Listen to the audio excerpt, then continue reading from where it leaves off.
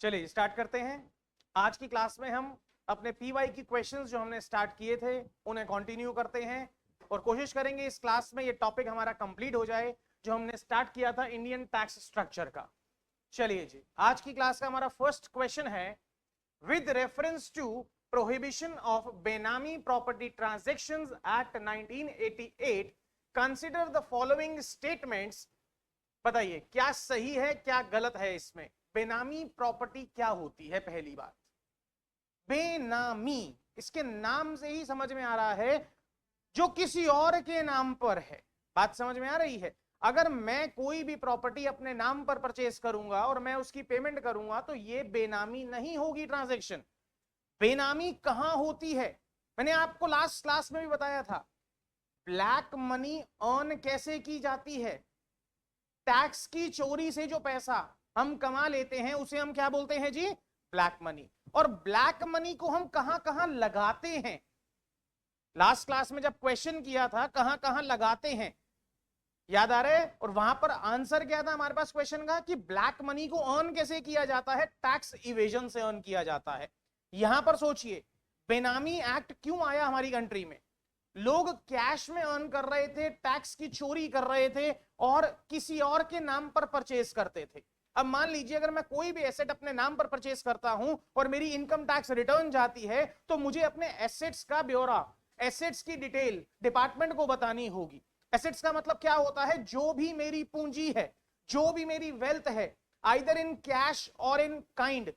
मतलब समझते हैं, मेरे बैंक का बैलेंस, मेरे पास जितने भी एसेट्स हैं, सिक्योरिटीज हैं, जहां पर भी मैंने इन्वेस्टमेंट की है, ये सारी डिटेल्स हमें किसको देनी है जी?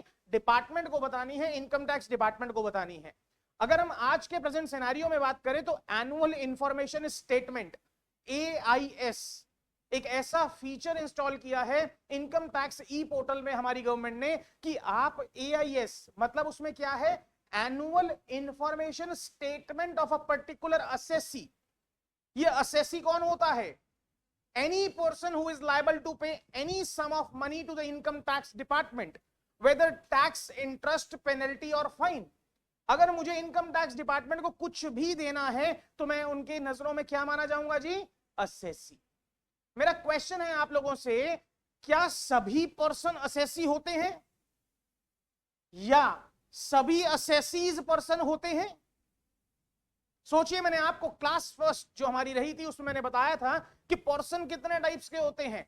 There are 7 types of persons. Number 1 is individual, Hindu undivided family, company, partnership firm, association of person, body of individuals, local authority, artificial judicial person. There are 7 types of persons. अब क्या मेरी बात बताइए, आप सभी अभी स्टडी कर रहे हैं, पढ़ रहे हैं, आप इनकम को अर्न नहीं कर रहे हैं, तो क्या आप सबने डिपार्टमेंट को कुछ भी देना है? Answer is no. तो आप सभी पर्सन तो हैं बट असेसी नहीं। मैं इनकम को अर्न कर रहा हूं, डिपार्टमेंट को टैक्स पे कर रहा हूं, तो क्या मैं असेसी हूं और क्या मैं पर्सन हूं? Answer is yes. All assessees are persons but all persons are not assessee. बात समझ में आ रही है? अब लोग क्या करते हैं, higher the income higher will be the tax. ज्यादा इनकम शो करेंगे, मैंने आपको पहले ही बता दिया है। अगर आज के प्रेजेंट सिनेरियो में बात करें तो 12 लाख तक जो हमारा फाइनेंशियल ईयर स्टार्ट होगा फ्रॉम 1 अप्रैल 25, उसमें जो भी हम इनकम अर्न करेंगे 12 लाख रुपए तक हमें टैक्स पे करने की जरूरत नहीं है। उसमें भी आप देखेंगे एक मार्जिनल रिलीफ का कॉन्सेप्ट और है, इन डिटेल है वो और ज्यादा आगे जाकर, बट आपके लिए उतना जरूरी नहीं है। 12 लाख से भी अगर हमारी इनकम थोड़ी सी ज्यादा होगी तब भी हमें टैक्स पे करने की जरूरत नहीं है। वो थोड़ी सी ज्यादा क्या होती है? वो मार्जिनल रिलीफ होता है। आज की क्लास में मैं आपको उसका एक छोटा सा और ब्रीफ करूंगा ताकि आपको यह पता चले कि 12 लाख से अगर इनकम 10,000 बढ़ जाती है तो क्या हमें टैक्स देना होगा या कुछ हमें और रिलीफ मिल सकता है। तो वहां पर डिपार्टमेंट ने मार्जिनल रिलीफ हमारे लिए रखा है, तो वो चीजें भी हम डिस्कस करेंगे आज की क्लास में। बात समझ में आ रही है? तो यहां पर मैं क्या समझाना चाह रहा हूं पॉइंट सिर्फ इतना सा है कि अगर हम ज्यादा इनकम शो करेंगे, ज्यादा टैक्स पे करना पड़ेगा, सब चीजें अपने नाम पर लेंगे तो डिपार्टमेंट को हर चीज के बारे में बताना पड़ेगा। तो लोग क्या करते हैं, अपने पैसों से किसी और के नाम पर चीज ले लेते हैं, अब वो कौन सा पैसा होता है? जो कि कैश की फॉर्म में होता है। कैश तो जिसके हाथ में है वो उसी का माना जाता है। अगर मेरे पास एक बैग भर के कैश है तो वो मेरा है, मैंने आपको दे दिया तो वो आपका हो जाएगा। तो मेरे पास कैश है फॉर एग्जाम्पल, और मैंने उससे आपके नाम पर प्रॉपर्टी परचेज कर ली, तो इस टाइप की प्रॉपर्टीज को हम क्या बोलते हैं जी? बेनामी। अब इसके बारे में आपको पता है या नहीं पता है ये मैटर नहीं करता। बात समझ में आ रही है? बात समझ में आ रही है? अगर मैंने मिस्टर राम के नाम पर प्रॉपर्टी परचेज कर ली है और मिस्टर राम कहता है मुझे इसके बारे में नॉलेज नहीं है, तो मिस्टर राम बच नहीं सकता इस केस में। अवेयरनेस मैटर नहीं करती इस केस में। इसीलिए डिपार्टमेंट कहता है अपने पैन को चेक करते रहिए, परमानेंट अकाउंट नंबर को चेक करते रहिए, क्या कोई उसका मिसयूज तो नहीं कर रहा, क्या आपके नाम पर कोई एसेट जनरेट तो नहीं कर रहा। बात समझ में आ रही है? तो अब पढ़ते हैं कौन सी स्टेटमेंट बेनामी प्रॉपर्टी ट्रांजैक्शंस एक्ट के अकॉर्डिंग सही है या फिर गलत है। आइए जरा। A property transaction is not treated as Benami transaction if the owner of the property is not aware of the transaction. बताइए मुझे प्लीज, क्या ये बात सही है? अगर आपको नहीं पता है कि मैंने आपके नाम पर प्रॉपर्टी ले रखी है तो इस ट्रांजैक्शन को हम बेनामी नहीं बोलेंगे? बिल्कुल बोलेंगे। तो ये बात क्या है जी? गलत। Ignorance of law is no excuse. बात समझ में आती है? अगर आप कहते हैं मुझे नहीं पता था रेड लाइट को अगर मैं जंप कर लूंगा तो मुझे चालान देना होगा, अगर आप ऐसा करते हैं तो मतलब आप गलत काम कर रहे हैं। और आप ये कह दें कि मुझे तो पता ही नहीं था, मतलब इग्नोरेंस शो कर देंगे, तो डिपार्टमेंट आपको छोड़ने वाला नहीं है। तो ignorance of law is no excuse. तो ये पॉइंट हमारा क्या हो चुका है जी? गलत। Properties held benami are liable for confiscation by the government. ये कन्फिस्केशन का मतलब क्या होता है? 3 स्टेजेस होती हैं। कौन कौन सी स्टेजेस बोला मैंने? 3 स्टेजेस होती हैं। देखिए प्लीज,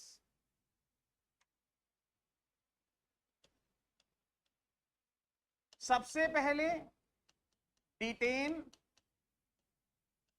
देन सीज, और लास्ट होता है हमारे पास कन्फिस्केशन। डिटेन का मतलब क्या होता है? डिटेन का मतलब होता है रोकना। मान लीजिए आपका एक ट्रक सामान दिल्ली से हरियाणा जा रहा है। बात समझ में आ रही है? अब डिपार्टमेंट वाले, जीएसटी वाले अगर रास्ते में रोक कर चेकिंग कर रहे हैं, तो अगर सिंपली वो रोक कर चेकिंग कर रहे हैं तो उन्होंने क्या किया है? इसको डिटेन किया है। डिटेन का मतलब क्या होता है? रोकना। इस केस में पोजेशन, ओनरशिप। पोजेशन का मतलब क्या होता है? मेरा सामान मेरे ही पास है, बस वो रोक करके चेकिंग कर रहे हैं, पेपर्स चेक कर रहे हैं, आइटम्स को मैच कर रहे हैं, क्वांटिटी को वेरीफाई कर रहे हैं। क्या कोई मैं गलत काम तो नहीं कर रहा, अंडर इनवॉइसिंग तो नहीं कर रहा, या बिल में कुछ और लिखकर ट्रक में कुछ और तो नहीं ले जा रहा। तो इस स्टेज पर सामान भी मेरे पास है और उस सामान का मालिक भी मैं ही हूं। तो ओनरशिप और पोजेशन किसके पास है जी? ओनर के पास। ओनर कौन है इसका? जिसका सामान है। सीज का मतलब क्या होता है? मान लीजिए डिपार्टमेंट वालों को लगता है कि कुछ ना कुछ गड़बड़ हो रही है, क्वांटिटी में गड़बड़ है, रेट में गड़बड़ है, टैक्स की चोरी है, तो डिपार्टमेंट वाले कहते हैं देखो हम ये सामान यहां से लेकर जा रहे हैं, मालिक आप ही हो, कुछ दिन का टाइम दे रहे हैं आपको, 3 दिन, 4 दिन, 5 दिन, 7 दिन, जो उनको ठीक लगता है उतना वो टाइम देते हैं, और बोलते हैं अपने पेपर्स प्रोड्यूस करिए, डॉक्यूमेंट्स प्रोड्यूस करिए और प्रूफ करिए कि ये सब चीजें सही हैं। ओनस ऑफ प्रूफ, क्या बोला मैंने?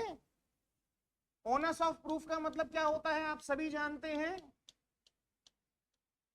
बर्डन। प्रूफ करने का बर्डन किसके ऊपर होगा? जिसका सामान है। मेंस रिया का कॉन्सेप्ट लगता है डिपार्टमेंट ने तो मान लिया कि हम गलत हैं, तो प्रूफ किसको करना पड़ेगा हम सही हैं? असेसी को खुद, ओनर को खुद। बात समझ में आ रही है? तो यहां पर मैंने क्या बोला है जी? सीज के केस में सामान वो ले जा रहे हैं,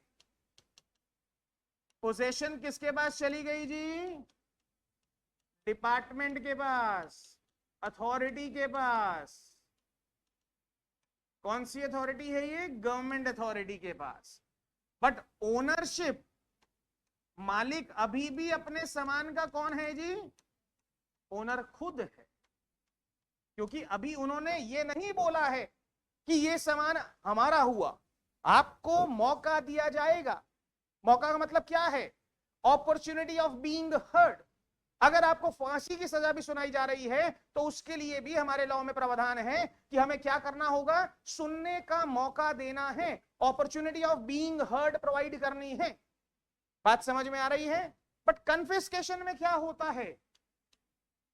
जब आप अपने, उन्होंने जो टाइम दिया था उस टाइम में बर्डन को प्रूफ नहीं कर पाए, ओनर्स को प्रूफ नहीं कर पाए। बात समझिए जरा, यहां पर क्या कहना चाहता हूं। आपने डॉक्यूमेंट्स प्रोड्यूस नहीं किए और आप इस बात को साबित नहीं कर पाए कि जो डिपार्टमेंट बोल रहा है वो गलत है, तो डिपार्टमेंट ने जो सामान आपका लिया है, जो सीज किया है, जो वो ले गए हैं, उसका मालिक भी कौन बन जाएगा जी? डिपार्टमेंट। अब हमारा सामान ना तो पोजीशन हमारे पास और ना ही ओनरशिप हमारे पास। तो बताइए प्लीज इस केस में पोजेशन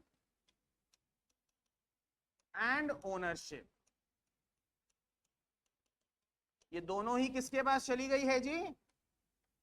गवर्नमेंट अथॉरिटी के पास, डिपार्टमेंट के पास। बात समझ में आई? क्लियर है जी? किसी भी चीज से अगर सरकार आपकी चीज को रोक रही है, सबसे पहले आपको रोका जाएगा, गलत काम मत करिए। फिर आपसे वो चीज लेकर जाएगी। मान लीजिए रेड पड़ी है कहीं पे, अब रेड पड़ी है तो उन्हें जो मिलेगा वो सीज करके ले जाएंगे। सीज करने का मतलब क्या है? अगर उनको आपकी रफ डायरी भी मिली है ना, लैपटॉप है, मोबाइल है, जो उन्हें लगता है जिसमें डिपार्टमेंट के खिलाफ, या आपने कोई भी ऐसे डॉक्यूमेंट्स या ऐसे कोई भी इंफॉर्मेशन रखी है जो कि डिपार्टमेंट को हेल्प कर सकती है, तो वो चीजों को सीज करके ले जाएंगे, जब्त करके ले जाएंगे। बात समझ में आ रही है? तो ये मैंने आपको एक सीक्वेंस बताया है कि फर्स्ट स्टेज क्या होती है, आपको रोका जाता है। सेकंड स्टेज क्या होती है, सामान आपका ले जाया जाता है। और थर्ड स्टेज क्या होती है, फाइनल, उस सामान का मालिक कौन बन जाता है जी? डिपार्टमेंट। बात समझ में आई? देखिए जरा, जो प्रॉपर्टीज बेनामी हैं, कन्फिस्केशन करेगी या नहीं करेगी सरकार? बिल्कुल करेगी। The act provides for 3 authorities for investigation but does not provide any appellate mechanism। ये क्या बोल दिया इसने? समझ में आया ये पॉइंट क्या है? करेक्ट आंसर आपको मिल चुका है, correct answer is second. But ये भी तो पता चले कि थर्ड क्यों सही नहीं है और थर्ड में वो क्या कहना चाहता है। तो आइए जरा,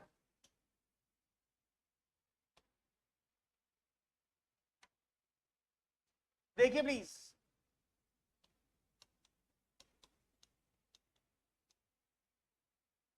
अगर किसी भी डिपार्टमेंट की बात करें, और डिपार्टमेंट किसका है यहां पे, अगर किसी भी गवर्नमेंट डिपार्टमेंट की बात करें तो सबसे पहले फर्स्ट स्टेप क्या होता है, आपको नोटिस आता है। क्या आता है जी? इसे हम बोलते हैं SCN। कोई बताएगा फुल फॉर्म? नालायकों, शो कॉज नोटिस। हम आपके खिलाफ कार्यवाही करने जा रहे हैं, आप बताइए कि हम क्यों ना करें। बात समझ में आई? शो कॉज नोटिस, कारण बताओ। बात समझ में आ रही है? आप बताओ कि हम आपके अगेंस्ट नोटिस जो इशू कर रहे हैं उसके में अंदर जो हम कार्यवाही करने वाले हैं वो क्यों ना करें। सबसे पहले आपको नोटिस दिया जाता है, फिर इसके बाद आपकी प्रोसीडिंग्स होती हैं। क्या होती हैं जी? प्रोसीडिंग्स होती हैं। प्रोसीडिंग्स का मतलब क्या है? डिपार्टमेंट और असेसी के बीच में जो डिपार्टमेंट मांगेगा आप प्रोवाइड करेंगे, कुछ चीजें आप कहेंगे ऐसा कैसे, मतलब जो भी आप ट्रांजैक्शन करेंगे, जो भी आप कन्वर्सेशन करेंगे, जो भी आप कम्युनिकेशन करेंगे, ऑफिशियल चैनल के थ्रू होगी। ऑफिशियल चैनल का मतलब क्या है? या तो डिपार्टमेंटल ईमेल पर होगी या फिर डिपार्टमेंट के पोर्टल पर होगी। बात समझ में आ रही है? या फिर रिटर्न में होगी जो कि स्टैम्प साइन होगी। बात समझ में आ रही है? क्लियर इतनी सी बात? अब नोटिस आया, नोटिस के बाद प्रोसीडिंग्स हुई, प्रोसीडिंग्स के बाद ऑर्डर आ गया। ऑर्डर का मतलब क्या है जी? डिपार्टमेंट ने अपना फैसला सुना दिया। क्या बोला मैंने? डिपार्टमेंट ने अपना फैसला सुना दिया। जरूरी थोड़ी ना कि आप उस फैसले से सहमत हो। अगर आपको लगता है कि नहीं मैं इस फैसले के साथ नहीं जाऊंगा, तो आपके पास क्या कोई नेक्स्ट चैनल अवेलेबल है? क्या कहीं आप जाकर अपनी विनती सुना सकते हैं, अपनी गुजार कर सकते हैं? बात समझ में आ रही है मैं क्या कहना चाह रहा हूं? तो ऑर्डर के खिलाफ अगर हम बात करें तो हमारे पास दो ऑप्शंस होती हैं। एक होती है रिवीजन और एक हमारे पास होती है अपील। क्या बोला मैंने? ये मैं आपको टैक्स पॉइंट ऑफ व्यू से बता रहा हूं, क्योंकि ये टैक्स स्ट्रक्चर टॉपिक है हमारा, इंडियन टैक्स स्ट्रक्चर। अब समझिए प्लीज, रिवीजन का मतलब क्या होता है? अगर मैं इनकम टैक्स एक्ट के अकॉर्डिंग बताऊं तो सेक्शन नंबर 263 एंड 264 में कमिश्नर करता है, commissioner of income tax revision करता है। अब आपके पास दो दरवाजे हैं, या तो मैं रिवीजन के दरवाजे के पास जाऊं या मैं अपीलेट मतलब अपील में जाऊं। अगर आपने रिवीजन का दरवाजा चूज कर लिया तो आप कमिश्नर के पास चले गए। अब कमिश्नर का जो ऑर्डर आ गया वो फुल एंड फाइनल होगा। क्या होगा जी? Full and. यहां पर थोड़ा फास्ट सॉल्यूशन मिलता है आप, क्योंकि एक ही लेवल पे जाना है आपने रोते हुए कि हाँ हाँ ये हमारे साथ प्रॉब्लम हो गई है, तो इसे कैसे ठीक किया जाए। आप अपनी गुजारिश करेंगे कि एडजुडिकेटिंग अथॉरिटी, ये जिसने भी ये काम किया है, जो प्रोसीडिंग्स की हैं, ये कौन है जी? एडजुडिकेटिंग अथॉरिटी, जिसने एडजुडिकेशन की है, चेकिंग की है। अब मुझे बताइए प्लीज, आप रिवीजन में चले गए तो जो कमिश्नर का ऑर्डर आएगा वो क्या है जी? आपके लिए फुल एंड फाइनल। क्लियर तीसरी बात? अपील में जाते हैं तो हम बात करते हैं, हम सीआईटी अपील्स के पास चले गए। सबसे पहले किसके पास चले गए जी? सीआईटी। सीआईटी की फुल फॉर्म कोई बताएगा मुझे? Commissioner of income tax. क्या बोला मैंने? Commissioner of income tax.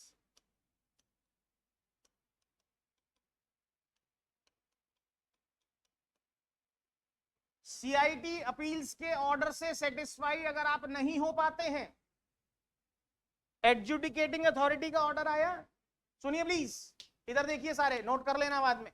Adjudicating authority का ऑर्डर आया तो आप कहां जाएंगे? या तो रिवीजन या फिर अपील। रिवीजन में गए तो जो कमिश्नर का ऑर्डर आएगा वो क्या है जी? फाइनल। अब सोचिए जरा, अगर आप सीआईटी अपील्स के पास जा रहे हैं तो मैं एक स्लाइड और लूंगा, वापस आऊंगा यहां पर। देखिए प्लीज, सबसे नीचे अगर मैं बात करूं तो कौन होता है? इंस्पेक्टर। इंस्पेक्टर से ऊपर कौन होता है? सुप्री। मैं पुलिस की हायरार्की नहीं बता रहा हूं, सुप्रिटेंडेंट। इनसे ऊपर कौन होता है जी? AC DC, assistant and deputy commissioner. इनसे ऊपर एडिशनल कमिश्नर, जॉइंट कमिश्नर। इनसे ऊपर कमिश्नर, और इनसे ऊपर चीफ कमिश्नर।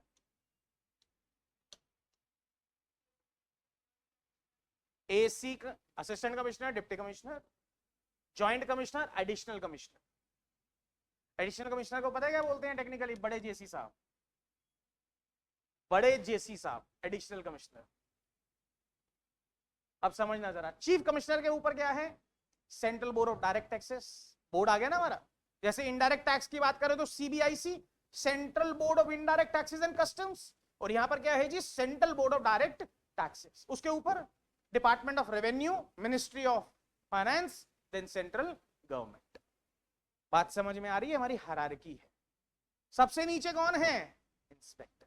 और हम इसे क्या समझते हैं? सबसे बड़ा, कि इंस्पेक्टर साहब आए हैं। इंस्पेक्टर कहां है? उसके ऊपर सुपरिटेंडेंट है, उसके ऊपर एसीडीसी है, फिर जेसीएसी है। अब मुझे बताइए, रेड कौन ऑथराइज करता है कि चाहिए रेड मारिए? Joint commissioner. Not below the rank of joint commissioner can authorise raid. बात समझ में आ रही है? वरना ये तो रोज मारे रेड, इसको तो पैसा ही पैसा चाहिए। बात समझ में आ रही है? तो रोज चला जाए किसी के पास, चलो जी आज मैं रेड मारूंगा आपके यहाँ, वैलिड प्रूफ के साथ रेड मारनी है आपने, वरना डिपार्टमेंट के अगेंस्ट एक्शन होगा। किसी अगर आप इज्जतदार इंसान के पास जिसकी कोई गलती नहीं है आप रेड मारने चले गए, वो मानहानि का केस कर देगा आपके ऊपर। बात समझते हैं कि क्या प्रूफ था आपके पास, आप मेरे पास आए हैं काम करने के लिए। बात समझ में आ रही है? पूरी रेकी की जाती है, पूरी रेकी।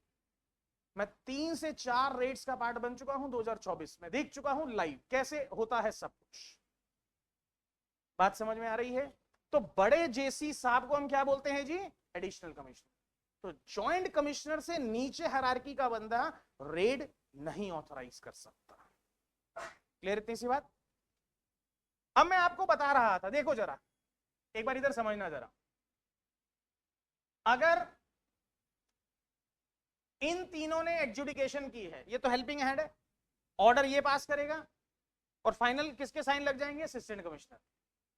इन तीनों के ऑर्डर के अगेंस्ट आप कहां जाएंगे जी? अपील में अगर जा रहे हैं, देखो रिवीजन तो सिंपल सा ऑप्शन है, सिंपल सा रिवीजन चले गया। अब अपील को समझिए, मेन लाइफ में ये समझना है आपने, इन तीनों के ऑर्डर के अगेंस्ट आप किसके पास जाएंगे जी? Commissioner of income tax appeal. क्या बोला मैंने? Commissioner of income tax, A का मतलब होता है अपील। ये है कमिश्नरी, बट ये सिर्फ और सिर्फ कौन से मैटर्स देखता है? जो कि अपील के आते हैं। क्लियर इतनी सी बात?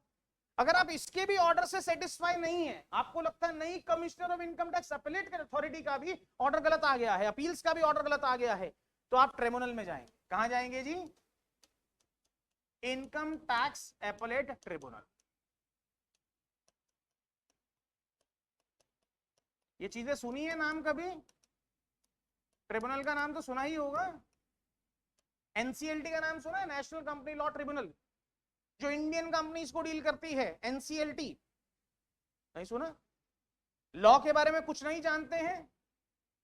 अच्छी बात है। अब आईटीएटी का ऑर्डर आ गया, अब आईटीएटी के ऑर्डर से भी सेटिस्फाई नहीं है, नहीं सेटिस्फैक्शन आ ही नहीं रही, हमें लगता है ये ऑर्डर भी गलत है, तो कहां जाएंगे आप? अब ये तो मत कहना नहीं पता ये क्या लिखा है, हाई कोर्ट। कहां जाएंगे जी? क्वेश्चन ऑफ लॉ और क्वेश्चन ऑफ फैक्ट। क्या बोला मैंने? There are 2 types of questions, question of law and question of fact. Fact का मतलब क्या होता है? वो चीजें जो सबूतों पर बेस्ड हैं। अगर किसी चीज को मैंने बोल दिया ये है, ये बुक है या नहीं है, ये सबूत है, तो फैक्ट फाइंडिंग सिचुएशन, मैंने क्या बोला? फैक्ट फाइंडिंग सिचुएशन के लिए ITAT is the highest authority, इससे ऊपर आप नहीं जा सकते। बट जहां पर भी क्वेश्चन ऑफ लॉ इन्वॉल्व होगा, लॉ की इंटरप्रिटेशन रिक्वायर्ड होगी, कोर्ट में वही तो मैटर जाता है जहां पर जज अपनी नॉलेज को यूज करते हुए लॉ के एक्ट के अकॉर्डिंग अपनी बेस्ट ओपिनियन को प्रोवाइड करता है। अगर पहले से ही वो बात हमारे एक्ट में लिखी है तो लॉ में थोड़ी ना जाएंगे आप, हाई कोर्ट में थोड़ी ना जाएंगे आप वहीं तो जाते हैं जहां आपको लगता है कि नहीं इसकी इंटरप्रिटेशन मेरे हिसाब से कुछ और है। लॉ में ना एक होता है इंटरप्रिटेशन ऑफ स्टैट्यूट्स। बात समझ में आ रही है क्या कहना चाहता हूं कि कैसे इंटरप्रेट किया जाता है? What is the difference between may और शैल? मे का मतलब होता है ऑप्शनल और शैल का मतलब क्या होता है? Mandatory. What is the difference between और एंड? OR एंड, और भी ऑप्शनल है बट एंड क्या है जी? दोनों चीजें चाहिए। अब एक ही कोर्ट में 2 वकील केस लड़ रहे हैं, एक फेवर में है एक अगेंस्ट है, और दोनों को पता है कि सही क्या है। बात समझ में आ रही है? फिर भी वो अपने क्लाइंट को डिफेंड करता है। क्यों करता है? उसको पता है कि अगर मान लीजिए लॉ में मेरे कहने से या मेरी इंटरप्रिटेशन से या कुछ ऐसा लिखा है जिसे हम लूप होल बोलते हैं, टैक्स अवॉइडेंस बोलते हैं। देखिए हमारा एक क्वेश्चन नहीं हुआ है फिर से, बट कॉन्सेप्ट्स हो रहे हैं। आप ये देखिए, कुछ बच्चे ये सोच रहे हो जो ये वीडियो देख रहे हैं कि क्वेश्चन तो एक नहीं हुआ है, कॉन्सेप्ट्स देखिए कितने ज्यादा हो रहे हैं। बात समझ में आ रही है क्या कहना चाहता हूं? आज की क्लास में इस चैप्टर को कंप्लीट करूंगा चाहे कितना भी टाइम लगे। ये चैप्टर कंप्लीट करना है मुझे, जितने भी इसके क्वेश्चन है 10 12 और जितने भी हैं वो सारे कंप्लीट करने हैं। बात समझ में आ रही है क्या कहना चाह रहा हूं मैं? जब भी देखिए 3 चीजें हैं, tax planning, tax avoidance, tax evasion. क्या बोला मैंने?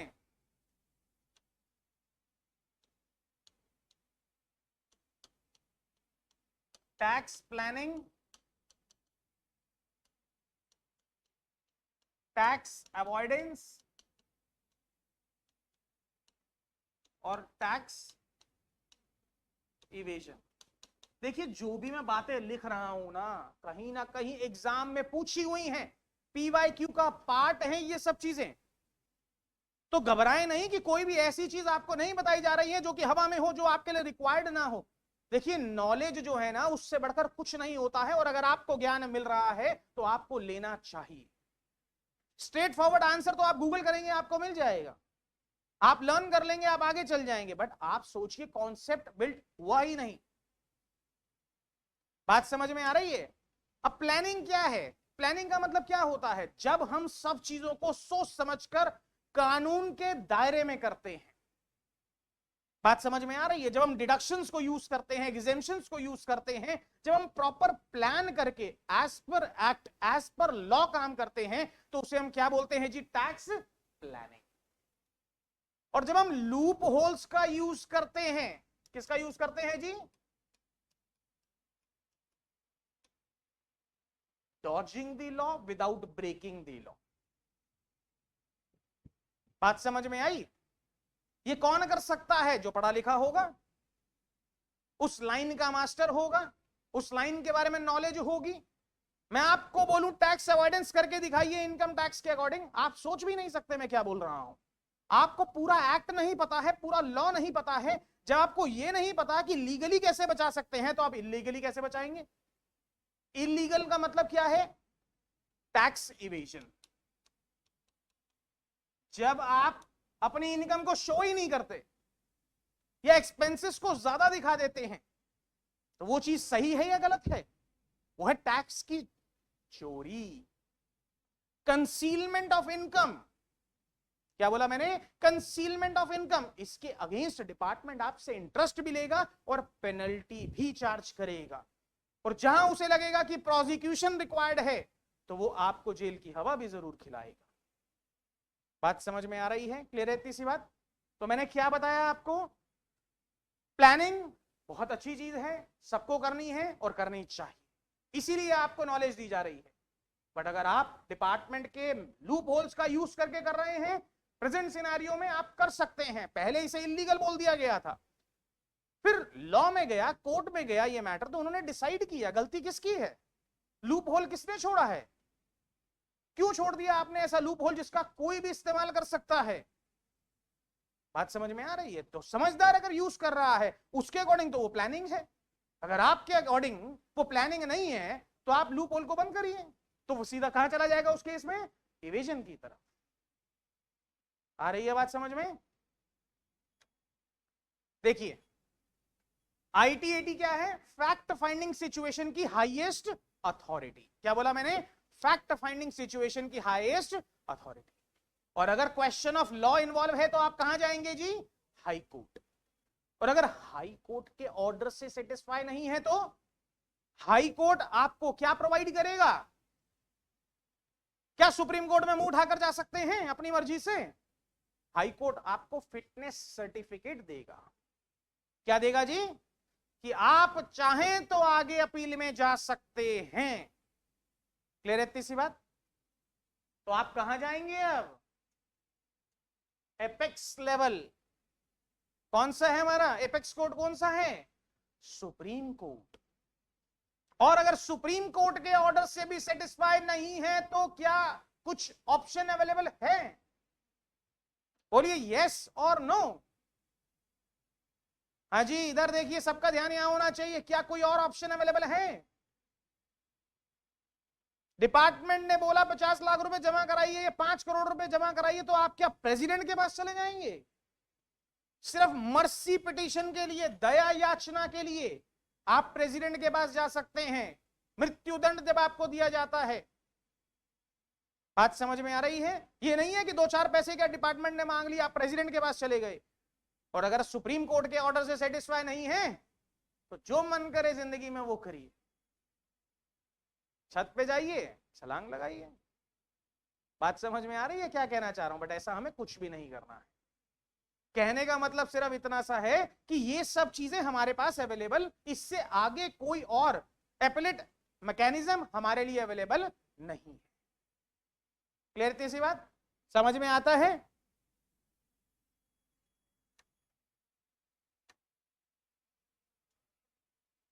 चलते चलते सुप्रीम कोर्ट तक चले गए, उसके बाद भी कहीं जाना है नालायकों। The act provides for 3 authorities for investigation. कह रहा है इन्वेस्टिगेशन के लिए तो 3 अथॉरिटी हैं, but does not provide for any appellate mechanism. ऐसा हो सकता है कि एपेलेट मैकेनिज्म ही ना हो हमारे पास, आगे जाकर अपना रोना सुनाने की ऑप्शन ही ना हो सकता है ऐसा? एपेलेट मैकेनिज्म अवेलेबल है, बताया ना मैंने आपको। बात समझ में आ रही है? अपील्स में जाएंगे, ट्रिब्यूनल में जाएंगे, कोर्ट्स में जाएंगे। क्लियर थी सी बात? तो ये भी क्या हो चुका है जी हमारे लिए? गलत। तो आंसर क्या बनेगा इसका?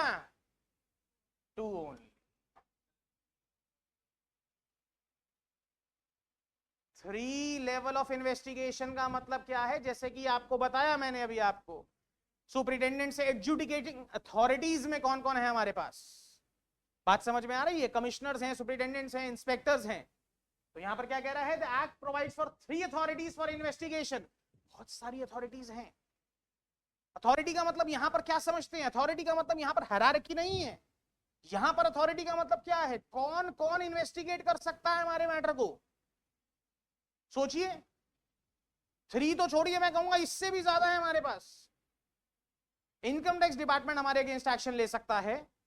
बात समझ में आ रही है? तो एक अथॉरिटी क्या हो चुकी है? Income tax department. और कौन हो चुका है? और कौन हो सकता है? सोच के बताइए। पुलिस तो आएगी आएगी बाद में, पुलिस का तो सपोर्ट लिया जाएगा, एक्शन तो डिपार्टमेंट ही लेगा, अथॉरिटी लेगी। अगर आपने गलत तरीके से हवाला से पैसा कमाया है तो prevention of money laundering act. Import export में कुछ गड़बड़ की है तो excise duty, enforcement directorate, ED जिसे हम बोलते हैं। बात समझ में आ रही है? बहुत सारी अथॉरिटीज हैं जो हमारे अगेंस्ट एक्शन ले सकती हैं। क्या एक्शन लेने की, इन्वेस्टिगेशन करने की ऑप्शंस अवेलेबल हैं, बट क्या अपील का ऑप्शन अवेलेबल नहीं है? ऐसा नहीं हो सकता। एपेलेट मैकेनिज्म भी हमारे पास अवेलेबल है। एक क्वेश्चन हो गया हमारा। चलिए जी आगे चलते हैं।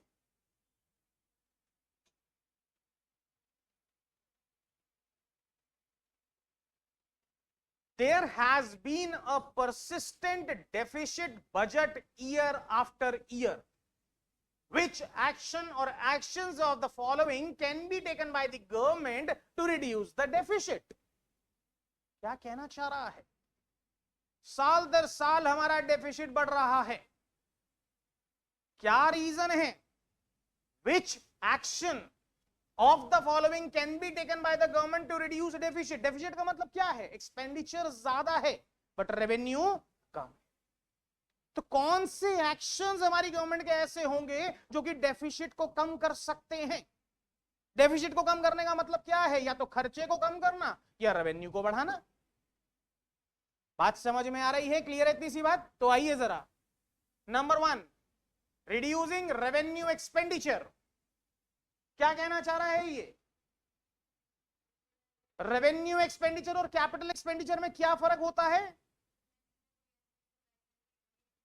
रेवेन्यू में कोई एसेट और लायबिलिटी क्रिएट नहीं होती है, ऐसा मैडम कह रही हैं। रेवेन्यू क्या है? जो कि रेकरिंग नेचर का है, जो बार बार होगा।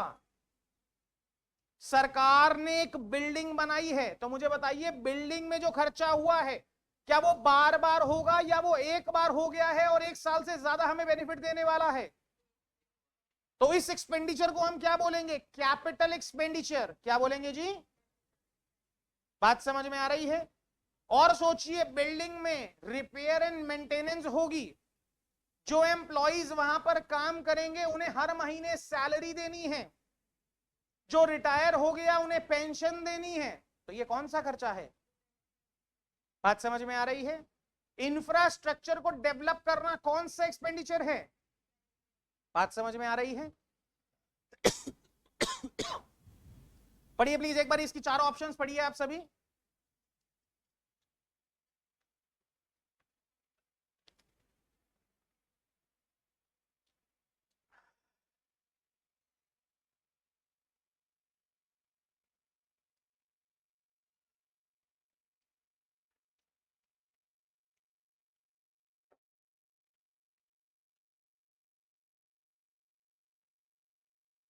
हाँ जी।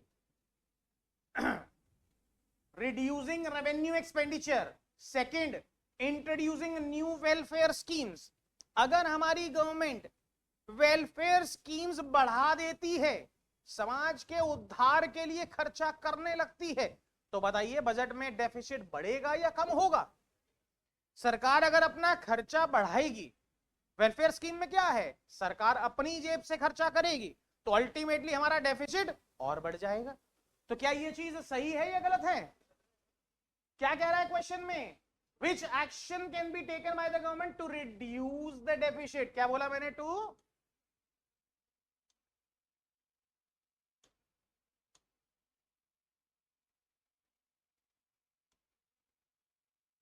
बताइए।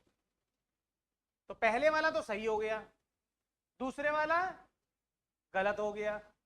रैशनलाइजिंग सब्सिडीज, ये क्या होता है? रैशनलाइज वर्ड का मतलब क्या होता है?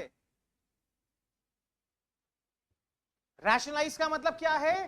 ध्यान लगाकर, समझकर, जहां जरूरी है वहीं वो काम करिए। आंख बंद करके मत बोल दीजिए सबको 2000 2100 2500 रुपए दे देंगे महीने के। सोचिए ये कौन सी स्कीम है? अगर गवर्नमेंट हमारी कह रही है 2000 2500 3000 रुपए महीना अगर दिया जाएगा, तो क्या ये सब्सिडी को रैशनलाइज कर रहे हैं इस केस में? ये तो आपको पैसा बांट के दे रही है सरकार। सब्सिडी का मतलब क्या होता है? छूट देना। एग्जाम्पल मैंने जो दिया है वो सब्सिडी का नहीं है, बट मैं उसमें बता रहा हूं कि अगर सरकार 2000 2500 3000 रुपए महीना किसी को देगी, तो सरकार अपना खर्चा बढ़ा रही है, इससे उधार लेना पड़ेगा। अपने पास अगर सोर्स ऑफ रेवेन्यू नहीं है और खर्चा ज्यादा करोगे, तो अल्टीमेटली लॉस में जाओगे या नहीं जाओगे? डेफिसिट होगा या नहीं होगा? बात समझ में आ रही है? तो ये चीज सही है या गलत है? रैशनलाइजिंग सब्सिडी, सोच समझकर सब्सिडी दो, जहां मन करे वहां नहीं देनी है, जिसे जरूरत है उसे दीजिए। अमीर आदमी को किस चीज का बेनिफिट आप दे रहे हो? गरीबों को चाहिए, मिडिल क्लास को चाहिए, जिसे चाहिए आप इनकम के बेसिस पर काम करिए। बात समझ में आ रही है? इकोनॉमिकली वीकर सेक्शन, ईडब्ल्यूएस, जो कैटेगरी बनाई है हमारी गवर्नमेंट ने, क्या मोटिव था हमारी गवर्नमेंट का? एक रिजर्व कैटेगरी रखी गई है, आपको पता है ना, ईडब्ल्यूएस।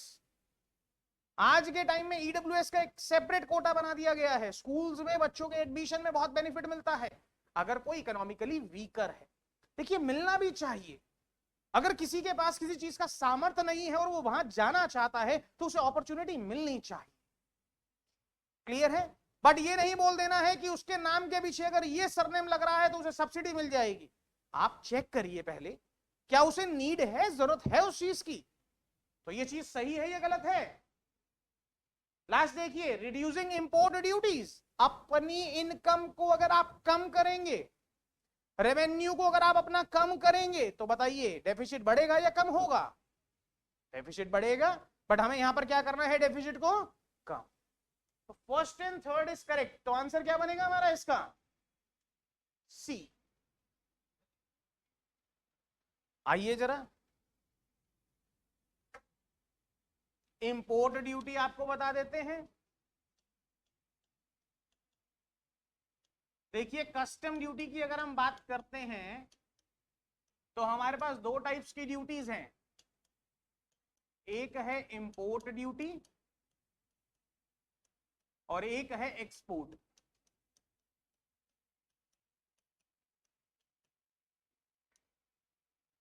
इंपोर्ट का मतलब क्या होता है? भारत में लेकर आना। क्या ला सकते हैं? आइदर गुड्स और या फिर दोनों। अगर आप कुछ भी भारत में लेकर आते हैं, ब्रिंगिंग इनटू इंडिया, तो बताइए सरकार आपके ऊपर ड्यूटी लगाएगी या नहीं लगाएगी? क्यों लगाएगी? अगर आप इंडिया के बाहर से सामान लाते हैं तो आपको जो पेमेंट करनी है, क्या आप आईएनआर कर सकते हैं? इंडियन रुपीज में पेमेंट कर सकते हैं? तो आपको वर्ल्ड वाइड एक्सेप्टेबल करेंसी या फिर जिस भी कंट्री के साथ आप ट्रेड कर रहे हैं उस कंट्री की जो करेंसी है, अगर मैं चाइना की बात करूं तो कौन सी करेंसी है? आरएमबी। बात समझ में आ रही है? दुबई के साथ कौन सी कंट्री, कौन सी करेंसी है? दिरहम। यूएस के साथ यूएस डॉलर्स, अमेरिका के साथ यूएस डॉलर्स, और अगर हम ऑस्ट्रेलिया की बात करें तो ऑस्ट्रेलियन डॉलर्स।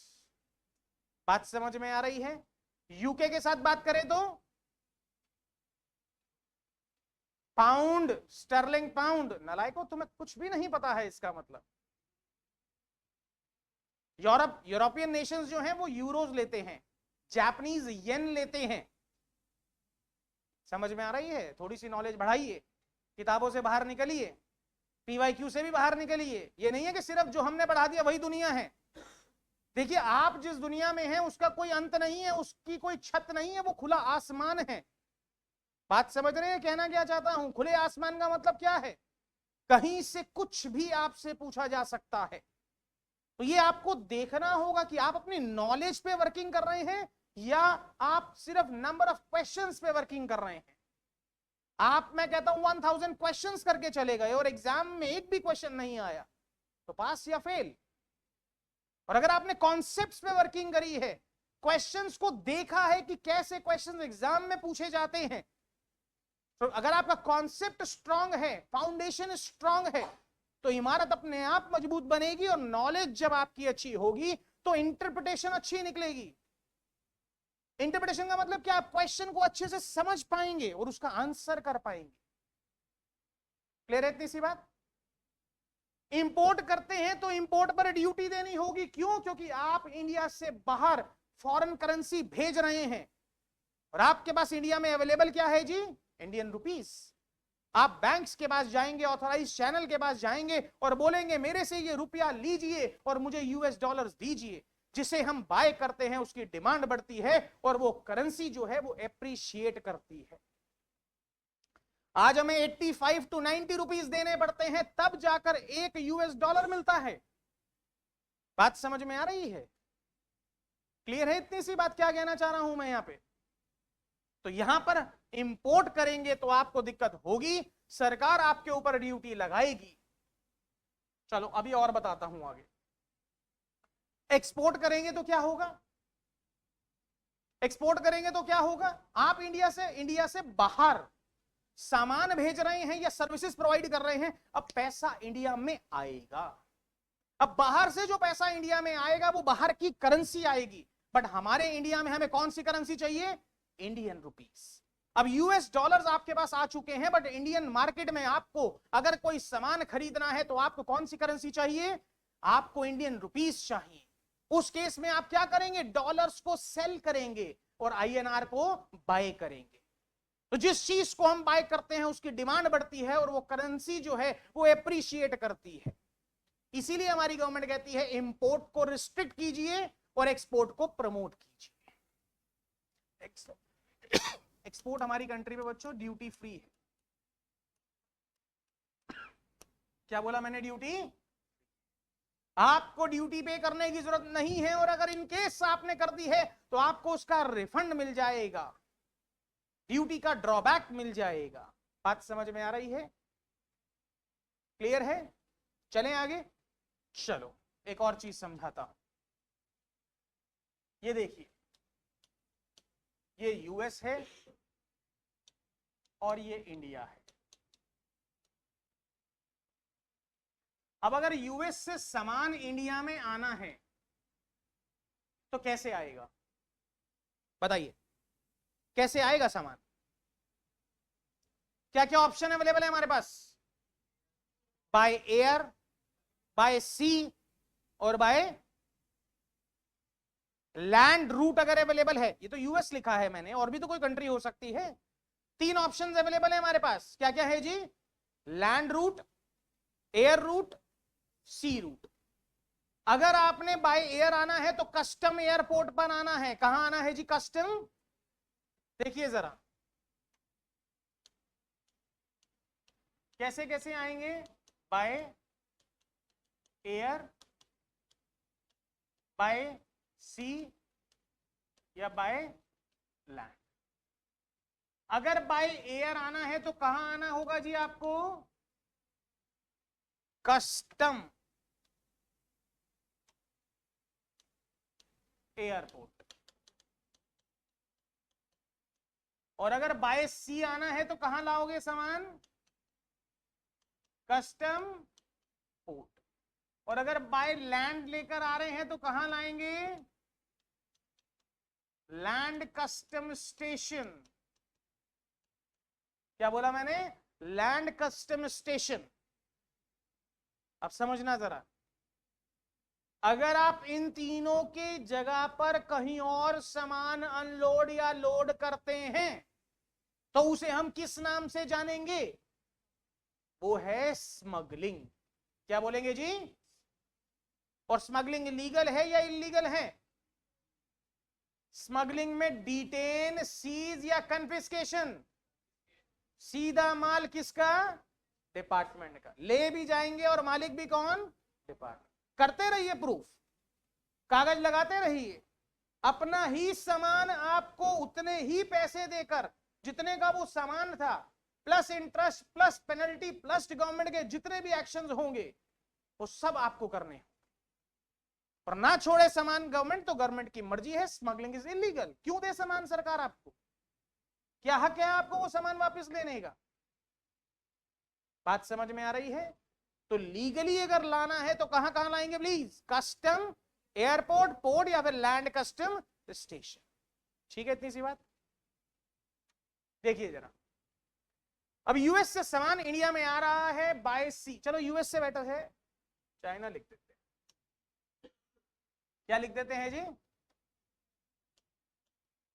आपको पता है ना वैसे सबसे ज्यादा प्रोडक्शन कहां हो रही है हमारी वर्ल्ड में पूरे? चाइना गुड्स प्रोड्यूसिंग कंट्री है, और सॉफ्टवेयर सर्विसेज में यूएस आगे है, यूनाइटेड स्टेट्स। बात समझ में आ रही है? अमेरिका की अगर हम बात करें और हमारा हिंदुस्तान, हम दोनों काम कर रहे हैं। हम चाइना से भी सामान ले रहे हैं, यूएस से भी सर्विसेज ले रहे हैं, अपने यहां भी बना रहे हैं। ऐसा नहीं है कि हमारे अपने यहां नहीं बनाई जा रही। बात समझ में आ रही है? गुड्स भी बना रहे हैं, सर्विसेज भी बना रहे हैं, चाइना से भी ट्रेड कर रहे हैं, यूएस से भी कर रहे हैं, क्योंकि हमें गुड्स भी चाहिए, हमें सर्विसेज भी चाहिए। बात समझ में आ रही है? क्लियर है इतनी सी बात? अब समझते हैं। अब चाइना में सामान चाइना के पोर्ट पर है। कहां पर है जी? चाइना के। जब चाइना के पोर्ट पर सामान है तो उसकी वैल्यू को हम बोलते हैं FOB। क्या बोलते हैं? Free on board. क्या बोलते हैं जी? Value at foreign port. क्या बोला मैंने प्लीज?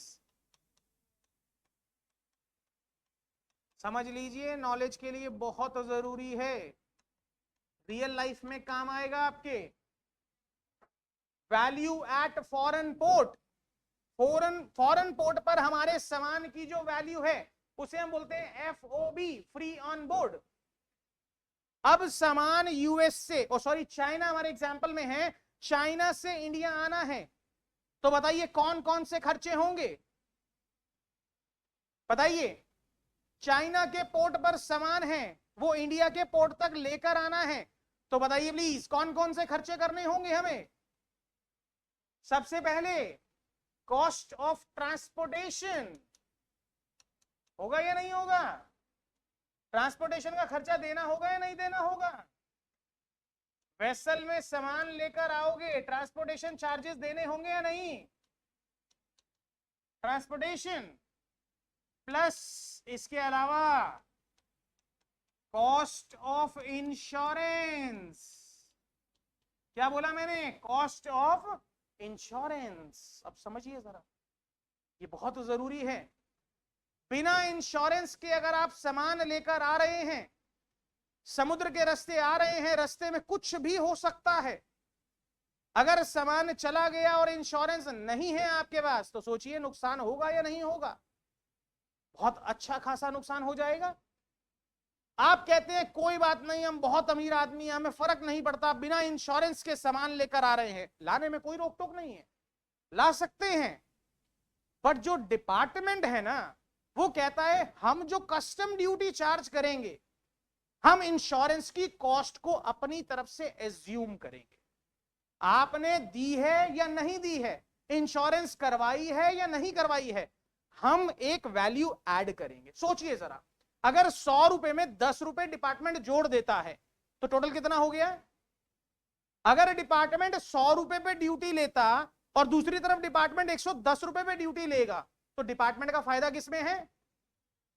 भले ही आपने 10 रुपए एक्चुअल में दिए हैं या नहीं दिए, डिपार्टमेंट कहता है हमें फर्क नहीं पड़ता, बट हमें इस 10 रुपए पे कस्टम ड्यूटी चाहिए। तो ये डीम्ड है। डीम्ड का मतलब क्या होता है?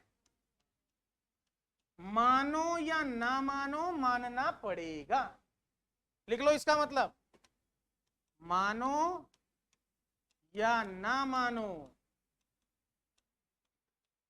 मानना पड़ेगा। अगर एग्जाम को पास करना है तो स्टडीज आपके लिए डीम्ड है। मानो या ना मानो, मानना पड़ेगा। अगर डिपार्टमेंट ने बोल दिया कि आप डीम्ड असेसी हैं, डीम्ड का मतलब क्या है? मानो या ना मानो, मानना पड़ेगा। तो असेसी का मतलब क्या है?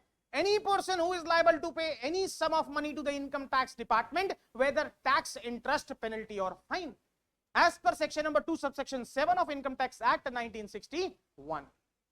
बात समझ में आ रही है?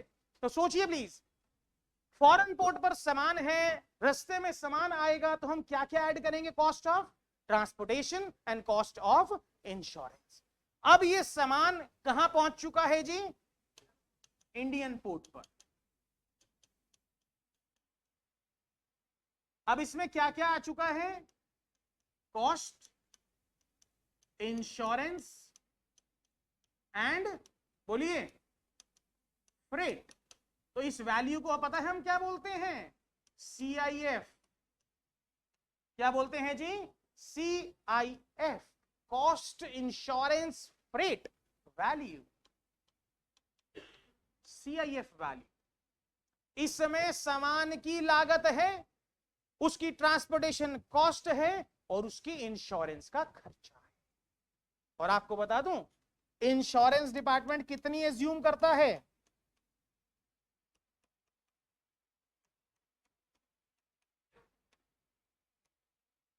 क्या बोला मैंने? 1.125% ऑफ किसका? FOB मतलब कौन सी वैल्यू है ये? Value at foreign. अगर आप एक्चुअल शो करते हैं तो डिपार्टमेंट एक्चुअल लेगा, इस परसेंटेज से कम करते हैं तो डिपार्टमेंट ये लेगा, और शो ही नहीं करते हैं तब भी डिपार्टमेंट कितना लेगा जी? 1.125% ऑफ FOB। क्लियर है इतनी सी बात? पहले के टाइम पे डिपार्टमेंट CIF वैल्यू में लोडिंग अनलोडिंग चार्जेस ऐड करता था, लैंडिंग चार्जेस जिसे हम बोलते थे 1% ऑफ CIF। अब डिपार्टमेंट ने बोला जो CIF वैल्यू है, ये CIF वैल्यू हमारे लिए क्या बन जाएगी जी? Accessible value. क्या बन जाएगी बच्चों? और इस असेसेबल वैल्यू पे डिपार्टमेंट चार्ज करेगा बेसिक कस्टम ड्यूटी। क्या चार्ज करेगा जी? बेसिक कस्टम ड्यूटी के साथ जोड़ा जाता है social welfare surcharge 10% of BCD ये मैंने बीसीडी क्या लिख दिया, मानो या ना मानो मानना।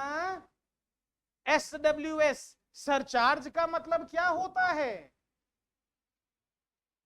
सरचार्ज का मतलब क्या होता है कि गवर्नमेंट इस पैसे को यूज करेगी किस पर्पस के लिए, क्या नाम है इस सरचार्ज का, सोशल वेलफेयर। सरकार चाह रही है समाज का भला हो, इसलिए 10% लिया जा रहा है, और भला किसका होता है ये सब जानते हैं। बात समझ में आ रही है, हमारे देश का, हमारी जनता का। चलिए जी, असेसेबल वैल्यू में क्या ऐड करेंगे हम, बीसीडी। ये डिपेंड करेगा गुड्स क्या है, उसका रेट क्या है। बात समझ में आ रही है। सेकंड, इसमें क्या ऐड किया जाएगा जी, SWS, और ये 10% किसका होगा जी, बीसीडी। इन सब का जो टोटल आएगा उसमें ऐड किया जाएगा IGST। ये क्या लिख दिया मैंने, integrated goods and services tax.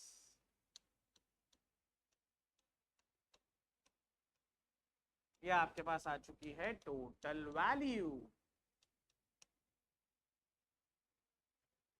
Yes, government नहीं लेगी, ये सामान की लागत हमें कितनी पड़ी, सरकार तो बीसीडी लेगी, SWS लेगी और IGST लेगी।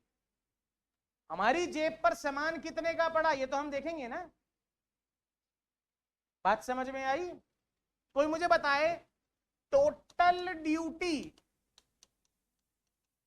में हमने सरकार को क्या क्या दिया, बीसीडी, और क्या दिया, और क्या गया, इसके अलावा तो हमारे सामान की लागत है ना, और उसे लाने का खर्चा और उसकी इंश्योरेंस है, वो तो जरूरी है ही है।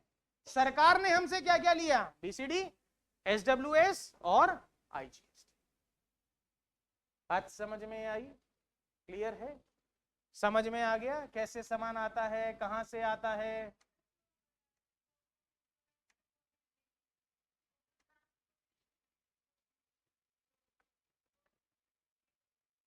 ऑब्वियस सी बात है, वही पे करेगा जिसका सामान है। वो मैंने थोड़ी बोला गवर्नमेंट, अच्छा सामान लाए हो, सामान की कॉस्ट है वो आप दोगे तो आपकी जेब का पार्ट बनेगा ना, कॉस्ट का पार्ट बनेगा। गवर्नमेंट, मैंने सीओटी नहीं लिखा गवर्नमेंट के पास, गवर्नमेंट के पास क्या क्या जाएगा बताइए प्लीज। गवर्नमेंट के पास बेसिक कस्टम ड्यूटी, जो कि कस्टम ड्यूटी के नाम से जिसे आप जानते हैं, SWS सोशल वेलफेयर सरचार्ज का पैसा, और IGST का पैसा। हम नालायक थे, हैं, रहेंगे, हमें गर्व है। ये देखो जी नालायकों, 100 रुपए का सामान था जिसकी FOB कितनी है जी, इसमें कॉस्ट ऑफ ट्रांसपोर्टेशन ऐड करी 20 रुपए, कॉस्ट ऑफ इंश्योरेंस ऐड करी, क्यों, 1 रुपया 125 पैसे, यही तो है 1.125%। और अगर मान लो मैं एक्चुअल में 2 रुपए दिखा देता हूं तो कोई रोक थोड़ी लेगा, 2 ही लेगा। अगर मुझे इंश्योरेंस 2 रुपए देनी पड़ रही है तो मैं 2 लूंगा। यहाँ पे 1.125 तो तब लेंगे ना जब मैं कहता हूं मैं इंश्योरेंस के बिना सामान ला रहा हूं, या मैं कहता हूं नहीं जी मेरा तो 0.5% है इंश्योरेंस का खर्चा। डिपार्टमेंट को कम से कम कितने पे ड्यूटी चाहिए, 1.125%। अब ये कितना हो गया टोटल, बताओ नालायकों। नालायक ये नहीं जोड़ोगे क्या 100 रुपया, 121 इसे हम क्या बोलेंगे, CIF, और क्या बोल देंगे, असेसेबल वैल्यू। इसमें क्या ऐड करेंगे, इसमें क्या ऐड करेंगे, फिर जो टोटल आएगा उसमें क्या ऐड करेंगे, फिर हमारे पास टोटल आ जाएगा। अब बताओ क्या डाउट है, क्लियर है, समझ में आ रहा है, पक्का, चलें आगे।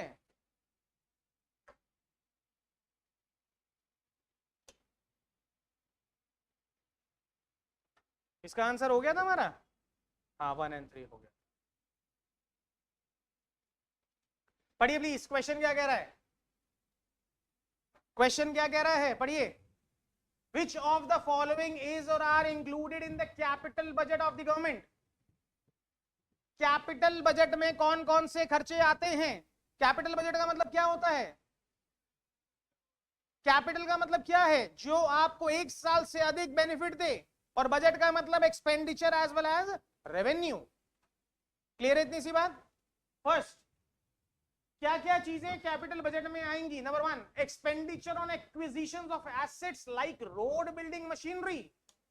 बोलिए, ये जो खर्चा सरकार कर रही है, क्या रोड बना के 6 महीने में खत्म हो जाएगी? कह नहीं सकते कुछ, बट लॉ कहता है रोड बनी है तो 1 साल से ज्यादा बेनिफिट उसका हमें मिलेगा। बट अगर घटिया कॉन्ट्रैक्टर बनाता है तो सोचिए, 6 महीने तो छोड़ो, 1 महीने में टूट जाती है।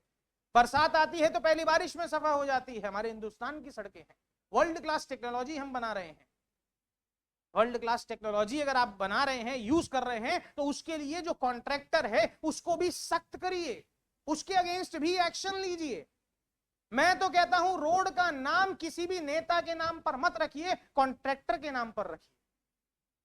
ये मिस्टर एक्स ने रोड बनाई है, रोड ऑफ मिस्टर एक्स। अपने नाम की चीज को बंदा कभी गिरने नहीं देगा, कभी डूबने नहीं देगा। बात समझ में आ रही है? कहना क्या चाहता हूं, अगर ये प्रोविजन बन जाए तो कॉन्ट्रैक्टर भी सोचेगा कि मिस्टर वाई की सड़क नहीं टूटी, मिस्टर एक्स वाली टूट गई, तो पब्लिक की नजरों में हमारी वैल्यू कम हो जाएगी। ठीक लगा मेरा सुझाव? बट क्या होगा इस सुझाव का? कुछ नहीं। हाँ जी, तो ये आएगा या नहीं आएगा? आएगा। Loans received from foreign government,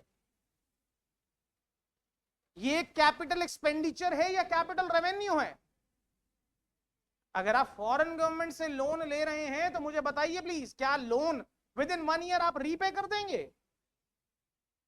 2 तरीके की हमारी लायबिलिटी होती है, एक होती है करंट लायबिलिटी और एक होती है नॉन करंट लायबिलिटी, जिसे हम अगर बोलें तो शॉर्ट टर्म और लॉन्ग टर्म। क्या बोला मैंने?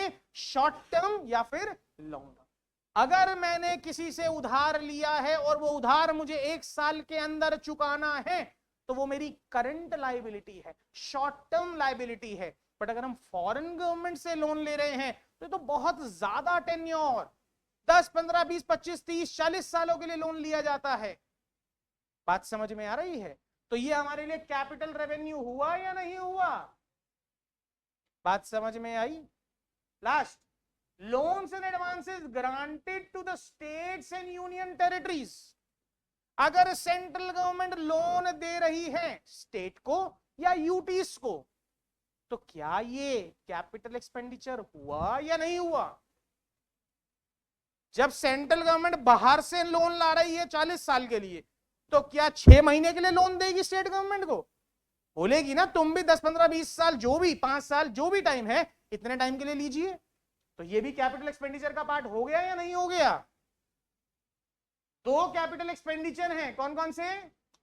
फर्स्ट हैंड, और ये क्या है जी? कैपिटल। बात समझ में आई? तो 1, 2, 3 है ऑप्शन। क्लियर इतनी सी बात? समझ में आ गया? चलें आगे।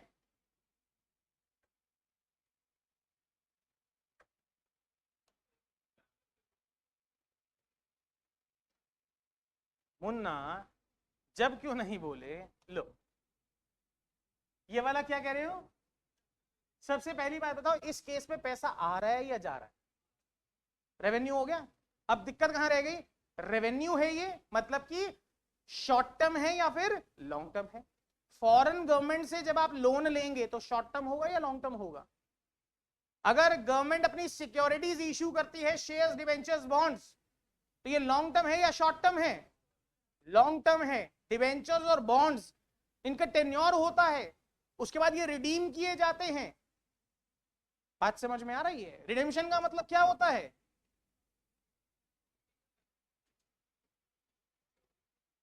मैंने आपको बताया था ट्रांसफर वर्ड का मतलब क्या होता है। Section number 2 subsection 47 defines transfer: sale, exchange, relinquishment, extinguishment, compulsory acquisition और conversion of personal asset into stock and trade. ये 6 चीजें आती हैं ट्रांसफर में। Transfer is a wider term. आप बोल देते हैं हमने सेल कर दिया, sale is a narrow term, बहुत छोटा शब्द है sale. Transfer is a wider term. Transfer में क्या क्या आता है? सेल भी आता है, एक्सचेंज भी आता है, रिलिंक्विशमेंट भी आती है, एक्सटिंग्विशमेंट भी आती है, कंपल्सरी एक्विजिशन भी आता है, और conversion of personal asset into stock in trade भी आता है। आओ जरा, अब आपने बोला है तो आपको बता देता हूं।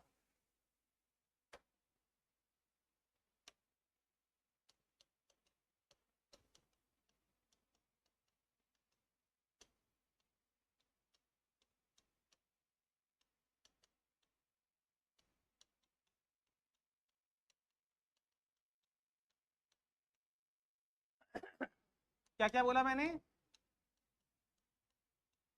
सेल, एक्सचेंज, और क्या बोला?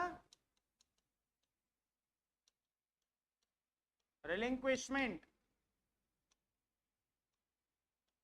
एक्सटिंग्विशमेंट।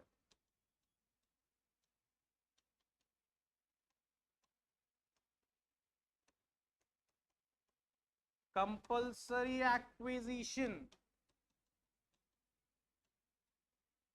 Bye the government. ये मजा होता है लाइव क्लास का कि आप डाउट पूछते हैं, इमीडिएट सॉल्यूशन मिलता है।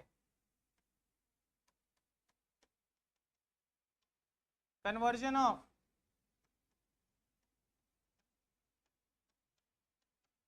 पर्सनल स्टॉक, पर्सनल एसेट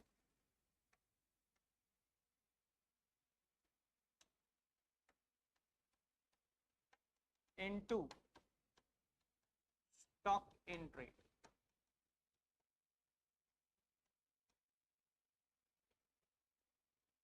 क्या क्या बताया मैंने, क्या क्या लिखा है? देखो, मैं आपसे एक रियलिटी शेयर करना चाहता हूं, ऑनलाइन वर्सेस ऑफलाइन। अगर हम एजुकेशन सिस्टम की बात करें तो एजुकेशन जो है ना, ऑफलाइन से बढ़िया कोई मोड नहीं हो सकता। बट आज के टाइम में हमें इजी, कन्वीनियंट, फ्रेंडली और टाइम सेविंग, जिसमें टाइम सेव नहीं होता। ऐसा नहीं है कि अगर आप कोई ऑनलाइन चीज अपने घर बैठकर देख रहे हैं तो आप उसके बदले का टाइम सेव कर रहे हैं, आप उस टाइम को सोशल मीडिया पर यूज कर रहे हैं या गलत चीजों में यूज कर रहे हैं। हेल्थ खराब हो रही है। सेम रूम में अगर आप दिन भर बैठ के पढ़ते हैं रादर देन आप कहीं और जाते हैं। क्यों आज स्कूल्स बंद नहीं हो जाते, कॉलेजेस बंद नहीं हो जाते? कर दो पूरा सिस्टम हाइब्रिड, कर दो पूरा सिस्टम ऑनलाइन। बट नहीं, बट ये जो कोचिंग इंडस्ट्री है इसमें सबको लगता है कि घर बैठ के पढ़ाई होनी चाहिए। स्कूल्स कहता हूं मैं, 1st to 12th घर बैठे पढ़ाओ। अगर आप पढ़ सकते हैं तो छोटा बच्चा भी पढ़ सकता है। जिसको जितनी जल्दी जिस चीज की आदत डालेंगे वो उसके लिए और ज्यादा अच्छी रहेगी। नर्सरी से आप घर बैठ के पढ़ाइए। ये मेरा पर्सनल परसेप्शन है, सब्जेक्टिव मैटर है, गलत हो सकता है, बट मेरे अपना जो इंटरप्रिटेशन है, जो मेरी अपनी नॉलेज कहती है कि एजुकेशन का जो सिस्टम है, जो ऑफलाइन है, जो कम्युनिकेशन है, कम्युनिकेशन का मतलब क्या होता है? Communication is a two way process. अगर मैं आऊंगा यहां पर लेक्चर रिकॉर्ड करके चला जाऊंगा तो जो आपके मन में अगर आपने कुछ पूछना होगा वो आज नहीं पूछेंगे, वो कल पूछेंगे, वो आप रिटर्न में भेजेंगे, मैं उसका जवाब दूंगा। रादर देन अगर आप मेरे सामने होंगे तो सोल्यूशन इमीडिएट मिलेगा, डाउट इमीडिएटली रिजॉल्व होगा। तो लाइव का जो मजा है ना वो कभी भी रिकॉर्डिंग का नहीं हो सकता है। रियल लाइफ की बात करता हूं। बट प्रेजेंट सिनेरियो जो बन चुका है, ऑनलाइन का जो ट्रेंड बन चुका है, ये आप लोगों ने देखना है। इसे फॉरएवर कंटिन्यू करना है या आप इसे जरूरत के लिए कंटिन्यू करेंगे? बच्चों, ये बैकअप के लिए अच्छा लगता है कि क्लास मिस हो गई तो आपने घर पे बैठकर क्लास देख ली। बट अगर आप सारी क्लासेस सोचेंगे हम घर बैठकर देख लेंगे तो ना तो कंटिन्यूटी आएगी, ना डिसिप्लिन आएगा, और ना ही आपकी नॉलेज में एनहांसमेंट होगी। बात समझ में आ रही है? तो ये आपने सोचना है। आने वाले कल का भविष्य आप लोग हैं। हमने तो पढ़ाना है, चाहे स्क्रीन पर हो चाहे स्टूडेंट्स के सामने हो। बात समझ में आ रही है? चलिए, सेल आपको पता है बेचना। एक्सचेंज का मतलब क्या होता है? मैंने आपको कुछ दिया और बदले में कुछ और ले लिया। मैं सुनारे की दुकान पर गया, ज्वेलर के पास गया और बैंगल्स दे करके इयररिंग्स ले आया। सोचिए, 2 लाख रुपए के बैंगल्स दिए और 1 लाख रुपए के मैं यहां पर इयररिंग्स ले आया, तो बदले में मुझे क्या मिलेगा जी? 1 लाख रुपया। तो एक्सचेंज पर भी तो गेन हो रहा है। क्या उसमें गवर्नमेंट को टैक्स नहीं चाहिए? क्या गवर्नमेंट हमें छोड़ देगी क्या? कैश में डील करते हो तो कोई फर्क नहीं पड़ता, पता ही नहीं है गवर्नमेंट को। सरकार से कितने दिन छुपा लोगे, आज नहीं तो कल इतनी चीजें स्ट्रिक्ट हो जाएंगी आप चाह कर भी नहीं छुपा सकते। सेल समझ में आ गया, एक्सचेंज समझ में आ गया। रिलिंक्विशमेंट का मतलब क्या होता है? रिलिंक्विशमेंट का मतलब क्या होता है गुरमीत? सपना, मनीष, और कोई बता पाएगा क्लास में? रिलिंक्विशमेंट का मतलब होता है सरेंडर कर देना।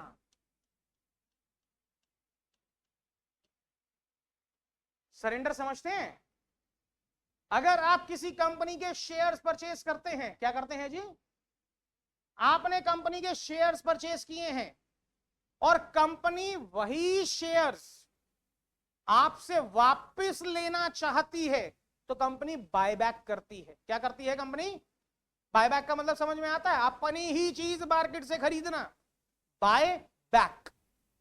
अब सोचिए, आपने कंपनी से 100 रुपए में कोई सामान खरीदा था, आज कंपनी आती है बायबैक करने के लिए, अपना सामान वापस लेने के लिए, और आपको कहती है मैं आपको 90 रुपए दूंगी। आप दोगे कंपनी को वो सामान वापस? नहीं दोगे ना। और अगर आपको लगता है कंपनी कह रही है कि मैं आपको 120 रुपए दूंगी, तो आप दोगे या नहीं? नहीं दोगे? आप दोगे। उस केस में सोचिए, आपने बेचा नहीं, आपने एक्सचेंज नहीं किया, आपने अपने राइट को सरेंडर कर दिया। सरेंडर का मतलब क्या है? अपना मालिकाना हक छोड़ दिया। तो सरेंडर भी टैक्स के दायरे में आएगा या नहीं आएगा? बिल्कुल आएगा। इसका एग्जांपल लिख लेना ना, लाइक बायबैक ऑफ शेयर्स।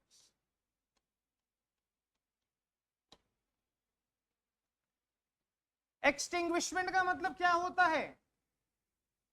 कोई बता सकता है एक्सटिंग्विशमेंट का मतलब क्या होता है?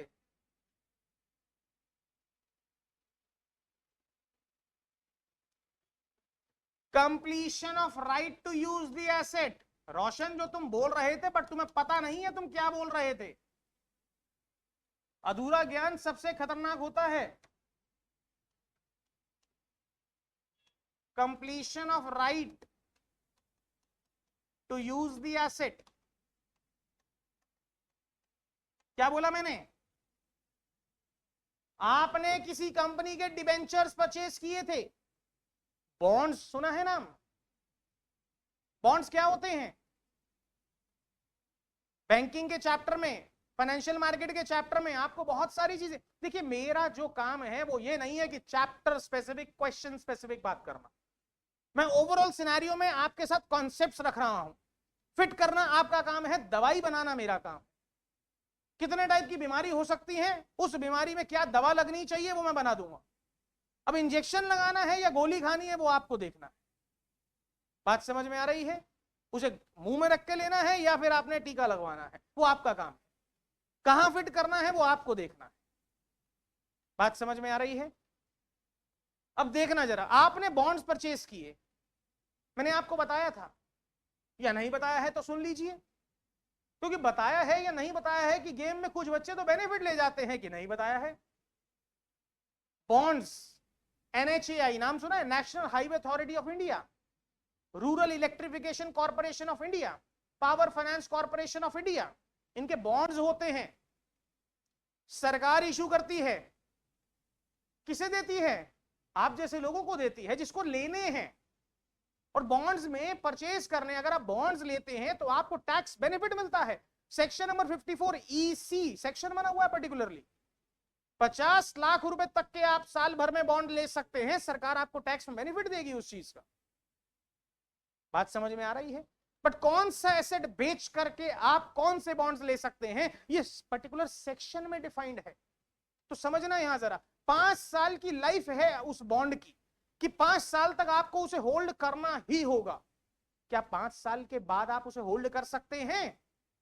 डिबेंचर्स की अगर 10 साल की लाइफ है और 10 साल के बाद आपका वो राइट ही खत्म हो गया, उस डिबेंचर को, उस बॉन्ड को फर्दर यूज नहीं कर सकते, तो वो चीज आपको किसको देनी होगी वापस? उसके असली मालिक को। डिबेंचर है तो कंपनी को, बॉन्ड्स हैं तो सरकार को। बात समझ में आ रही है? उस केस में क्या हुआ? कंप्लीट हो गया वो राइट कि आप अब फर्दर एसेट को यूज नहीं कर सकते। आपने बेचा नहीं, सरेंडर नहीं किया, एक्सचेंज नहीं किया, बट फिर भी आपके हाथ से सामान चला गया। कौन से वर्ड के अकॉर्डिंग? एक्सटिंग्विशमेंट के अकॉर्डिंग। बात समझ में आई? आगे चलिए। Compulsory acquisition by the government. अगर गवर्नमेंट कंपल्सरी एक्वायर कर लेती है, बट गवर्नमेंट के पास ही राइट है कंपल्सरी एक्विजिशन का। Private players without government control, without government intervention ये काम नहीं कर सकते। बात समझ में आ रही है? अगर हाईवे के बीच में आपकी कोई लैंड आ रही है, या कोई आपका घर आ रहा है, या कोई ऐसी चीज आ रही है जिसको लगता है गवर्नमेंट को कि ये चीज यहां पर नहीं होनी चाहिए, हमारे हाईवे बनाने में, हमारी मेट्रो बनाने में, हमारे नेटवर्क को, इंफ्रास्ट्रक्चर को डेवलप करने में, उसको कंटिन्यू करने में दिक्कत आ सकती है, तो गवर्नमेंट उस पर्टिकुलर एसेट को कंपल्सरी एक्वायर कर लेती है, जबरन एक्वायर कर लेती है। तो मुझे बताइए, क्या गवर्नमेंट उस केस में आपको कॉम्पनसेशन देगी या नहीं देगी? मुआवजा देगी या नहीं देगी? बिल्कुल देगी। आप अभी 2 मिनट के लिए शांत रहिए, आपके सारे क्वेरीज एंड डाउट्स लिए जाएंगे। 2 मिनट मुझे कंप्लीट करने दीजिए। कंपल्सरी एक्विजिशन का मतलब क्या है? यहां पे मान लीजिए आपका जो लैंड था वो हाईवे के बीच में आ रहा था, सरकार ने उसे जबरदस्ती एक्वायर कर लिया और आपको 50 लाख रुपए दे दिए। आपको लगता है नहीं, इसके बदले मुझे 80 लाख रुपए मिलने चाहिए थे। आप कोर्ट में जाएंगे या नहीं जाएंगे? कंपल्सरी एक्विजिशन के अगेंस्ट गवर्नमेंट के जाएंगे या नहीं जाएंगे?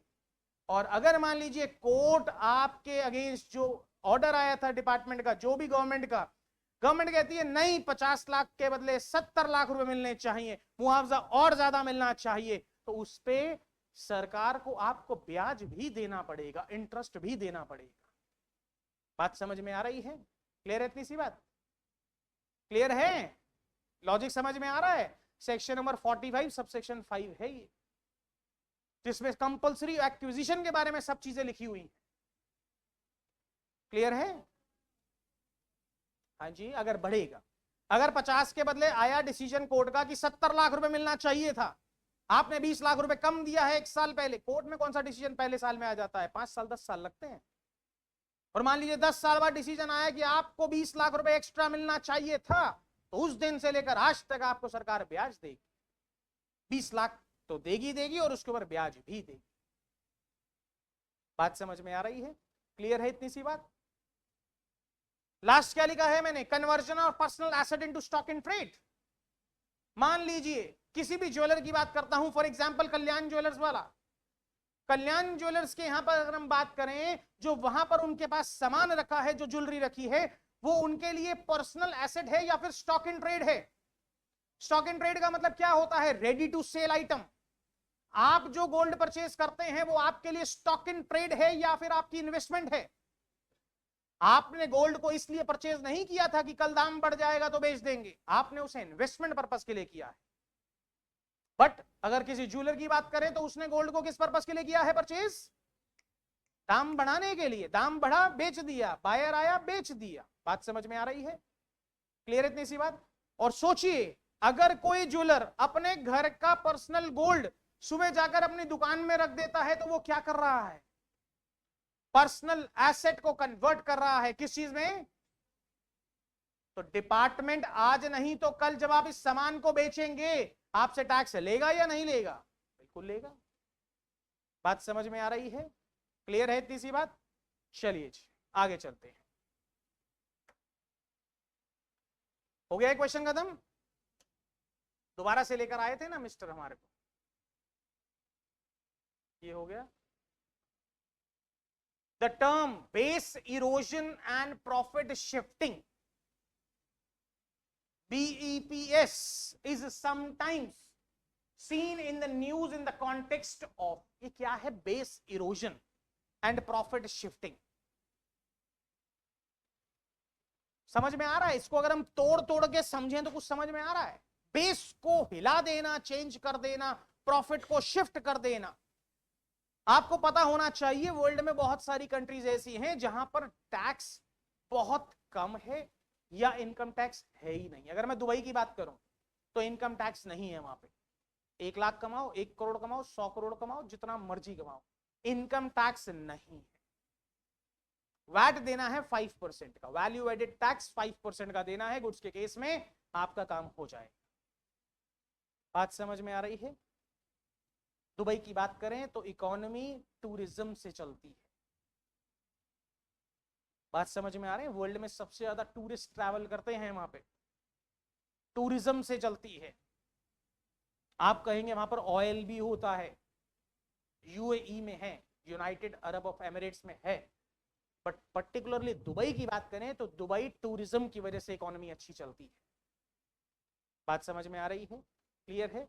इस बजट में हमारी गवर्नमेंट ने भी एक चीज रखी है, किसी ने बजट देखा है? हम 50 से ज्यादा अच्छी साइट्स बनाएंगे, टूरिज्म स्पॉट्स बनाएंगे, पिलग्रिमेजेस, स्टेजेस, एरियाज, और पब्लिक के लिए, वेलफेयर के लिए हम अपने बिजनेस, अपने कंट्री को प्रमोट करेंगे और बेनिफिट देंगे पब्लिक एट लार्ज। इसका मतलब क्या है? आप अपनी कंट्री में भी टूरिज्म प्रमोट करना चाहते हैं। गुजरात में जो स्टैच्यू बना है उसे देखने के लिए, सरदार वल्लभ भाई पटेल के स्टैच्यू को देखने के लिए लोग दूर दूर से आते हैं, सेंटर ऑफ अट्रैक्शन बनाया है। दिल्ली आते हैं तो लोग इंडिया गेट जाते हैं या नहीं जाते हैं? जरूर जाते हैं एक बारी। बात समझ में आ रही है? मुंबई जाते हैं तो गेटवे ऑफ इंडिया, ताज देखने जरूर जाते हैं एक बारी। गोवा जाते हैं, बीचेस देखने जाते हैं। हर स्टेट, हर यूटी की अपनी स्पेशलिटी है, तो गवर्नमेंट और ज्यादा उस चीज को प्रमोट कर रही है ताकि हमारी कंट्री में भी टूरिज्म बढ़े। पुडुचेरी का नाम सुना है? मोदी जी वहां गए, एक डुबकी लगाई, देखा था आप लोगों ने? लक्षद्वीप की बात करें, पुडुचेरी की बात करें, तो हमारी गवर्नमेंट क्या चाह रही है कि फॉरेन कंट्रीज में मत जाइए घूमने के लिए, हमारे भारत में सब कुछ है। आप स्विट्जरलैंड जाते हैं, एक्चुअल में जाकर कश्मीर को इन डीप देखिए, बहुत बेहतरीन, बहुत सुंदर है वो। बात समझ में आ रही है? बट हमें अच्छा लगता है जब हमारे पासपोर्ट पे वीजा लगता है बाहर की कंट्री, हमारा स्टेटस सिंबल बढ़ता है उससे। कश्मीर गए तो लगता है इंडिया में ही गए हैं, और अगर हम बाहर चले जाते हैं, दुबई चले जाते हैं, थाईलैंड चले जाते हैं, हमें लगता है कि हमारे पासपोर्ट पर वीजा लग गया, अब हमारी वैल्यू बढ़ गई है। ऐसा है ना? क्लियर है इतनी सी बात? Base erosion and profit shifting MNCs के लिए है, ये मल्टीनेशनल कॉर्पोरेशंस, ये वहां जाकर बिजनेस करती हैं जहां पर टैक्स बच जाए या टैक्स हो ही ना। टैक्स हेवन कंट्रीज, लो टैक्स कंट्रीज, जहां पर टैक्स का लो रेट है, तो इसका मतलब वो क्या कर रहे हैं? क्या कर रहे हैं? प्रॉफिट शिफ्ट कर रहे हैं, वहां ले जा रहे हैं जहां पर टैक्स स्ट्रक्चर वीक है। वीक मतलब गवर्नमेंट चाह रही है आप आइए हमारी कंट्री में काम कीजिए। देखिए, सिर्फ टैक्स लेने से ही गवर्नमेंट का रेवेन्यू जनरेट नहीं होता। अगर कोई बाहर की कंपनी इंडिया में आकर सेटअप करती है, उस एरिया को डेवलप करती है, वो इंफ्रास्ट्रक्चर बनाती है, रोड बनेगी, electricity, water, employment, poverty alleviation, सोचिए कितनी चीजें वहां पर बेनिफिट मिलने वाला है लोगों को। क्लियर है? सिर्फ टैक्स कलेक्शन करना ही गवर्नमेंट का मोटिव नहीं है। तो यहां पर एमएनसीज क्या कर रही हैं? बेस को चेंज कर रही है, प्रॉफिट को शिफ्ट कर रही है टैक्स की चोरी के लिए। तो बताइए, बीईपीएस से रिलेटेड कौन सी बात सही है? क्या इस केस में माइनिंग कर रही है MNC? No. Curbing of the tax evasion by multinational companies, हमें रोकना है टैक्स इवेजन को, जो कि कौन कर रहा है? एमएनसी। तो ये बात सही है। एक्सप्लॉयटेशन ऑफ जेनेटिक रिसोर्सेज, ये गलत है, यहां पे, यहां से रिलेटेड नहीं है ये बात। Lack of consideration of environmental cost, ये भी बात यहां पर एनवायरमेंट से रिलेटेड नहीं है। ये बात है कि आप टैक्स की चोरी करने के लिए अपना बेस चेंज कर रहे हैं, एक जगह से दूसरी जगह पर शिफ्ट हो रहे हैं, और प्रॉफिट में टैक्स आपका बच जाए। इसीलिए हमारी गवर्नमेंट ने बीईपीएस स्कीम को देखते हुए गवर्नमेंट ने लॉन्च किया कि, और गवर्नमेंट ने बोला कि ऐसा होगा तो हम इसे रोकेंगे, इस टैक्स इवेजन को हम रोकेंगे। डबल टैक्सेशन अवॉइडेंस एग्रीमेंट्स बनाए जाते हैं, ट्रीटीज में लिखा जाता है कि कौन सी कंट्री के साथ आप ट्रेड करेंगे तो टैक्स का बर्डन किसके ऊपर पड़ेगा, कौन सी कंट्री उसका टैक्स कलेक्ट करेगी, ये सब चीजें लिखी होती है। बात समझ में आती है? आगे चलते, डाउट्स लेंगे अभी 2 मिनट रुक के। तो 4 क्वेश्चन और खींचने दीजिए। A decrease in tax to GDP ratio of a country indicates which of the following? Tax to GDP ratio का मतलब क्या है? Tax is the only source of revenue for the government. Government के लिए revenue है tax. तो tax to GDP की अगर हम बात करें तो जीडीपी में टैक्स का कितना कंट्रीब्यूशन है? अगर टैक्स ज्यादा आएगा हमारे जीडीपी में तो सोचिए हमारी कंट्री डेवलप हो रही है या नहीं हो रही है, इकोनॉमिक ग्रोथ हो रही है या नहीं हो रही है, गुड्स की मूवमेंट, सर्विसेज की मूवमेंट, इनकम आपकी बढ़ रही है। बात समझ में आ रही है? Tax is a compulsory extortion of money under force of an act. Direct tax और indirect tax you have to pay to the government. बात समझ में आ रही है? तो यहां पर स्लोइंग इकोनॉमिक ग्रोथ रेट, अगर आपका टैक्स टू जीडीपी रेशियो कम हो रहा है इसका मतलब क्या है जी? इकोनॉमिक ग्रोथ आपकी कम हो रही है, धीरे हो रही है। और जीडीपी का यहां पर, टैक्स टू जीडीपी का यहां पर इनकम से कोई लेना देना नहीं है, डिस्ट्रीब्यूशन ऑफ नेशनल इनकम से लेना देना नहीं है। वो क्या कहना चाह रहा है यहां पर? वो ये कहना चाह रहा है कि अगर किसी भी कंट्री में टैक्स कलेक्शन बढ़ रहा है तो जीडीपी में जो टैक्स का कंट्रीब्यूशन है वो बढ़ रहा है। इसका मतलब हमारी कंट्री इकोनॉमिकली ग्रो कर रही है और हम एक अच्छे ट्रैक पर चल रहे हैं जो कि कंट्री के लिए बहुत बेहतर है। बात समझ में आती है? आगे चलते।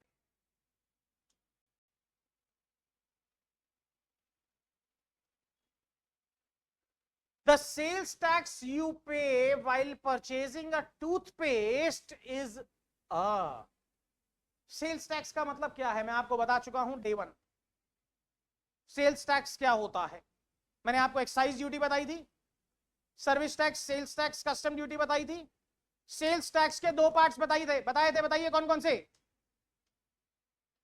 लोकल सेल्स टैक्स और दूसरा क्या है जी? Central sales tax. और लोकल सेल्स टैक्स को खत्म करके हमारी गवर्नमेंट क्या लेकर आई थी?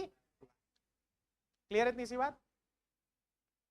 The sales tax you pay while purchasing a toothpaste is a, बताइए, is a tax imposed by central government? No. Tax imposed by central government but collected by state government? No. Tax imposed by state government but collected by central government? No. Tax imposed and collected by state government. बात समझ में आ रही है क्या कहना चाह रहा हूं? मैंने आपको बताया था लेवी एंड कलेक्शन। क्या बोला मैंने? लगाना और कलेक्ट करना। टैक्स लगाने की पावर किसके पास है और टैक्स को कलेक्ट करने की पावर किसके पास है? सेल्स टैक्स का पैसा, सेल्स टैक्स लगाने की पावर किसके पास है? स्टेट गवर्नमेंट के पास। और उस पैसे को कलेक्ट करने की पावर भी किसके पास है जी? स्टेट। बात समझ में आ रही है? क्लियर इतनी सी बात? एक्साइज ड्यूटी लगाने की पावर सेंटर के पास है, कलेक्शन की पावर भी सेंटर के पास है। बात समझ में आ रही है? क्लियर है? इनकम टैक्स लगाने की पावर भी सेंटर के पास है, कलेक्शन की पावर भी सेंटर के पास है। क्लियर इतनी सी बात? चलिए, तो आंसर समझ में आ गया इसका क्या है हमारा? D. With reference to union budget, which of the following is or are covered under non-planned expenditure? सरकार 2 तरीके के खर्चे करती है, एक होता है प्लान्ड और एक होता है अनप्लान्ड, जिसे हम बोलते हैं नॉन प्लान्ड। कौन कौन से खर्चे इनमें से ऐसे हैं जो कि नॉन प्लान्ड एक्सपेंडिचर में आते हैं? पहली बात आप ये समझ लीजिए, कोई भी खर्चा सरकार के सामने कभी भी आ सकता है। जरूरी थोड़ी ना जिस तरीके से प्लानिंग करके चलेंगे उसी तरीके से आपको आगे सिचुएशन को फेस करना होगा। सिचुएशन में डिफर अकॉर्डिंग टू योर सोच। बात समझ में आ रही है? सिचुएशन चेंज हो सकती है, जो आपने सोचा है सिर्फ वही मिलेगा ऐसा नहीं होगा। बात समझ में आ रही है? हरिवंश राय बच्चन जी ने कहा था ना, मन का हो तो अच्छा है, ना हो तो और भी अच्छा है। तो फिर वो किसकी इच्छा से हो रहा है? ऊपर वाले की इच्छा से हो रहा है। बात समझ में आ रही है? तो यहां पर क्या कहना चाहता हूं मैं, चाहे डिफेंस का खर्चा हो, चाहे इंटरेस्ट पेमेंट हो, चाहे सैलरी और पेंशन हो, चाहे सब्सिडी हो, कोई भी खर्चा कभी भी सरकार को करना पड़ सकता है। तो ये सभी खर्चे प्लान में भी आएंगे और अनप्लैंड में भी आएंगे। देखिए जरा ऑप्शन क्या है 1 2 3 4 की, सी। आगे चलिए,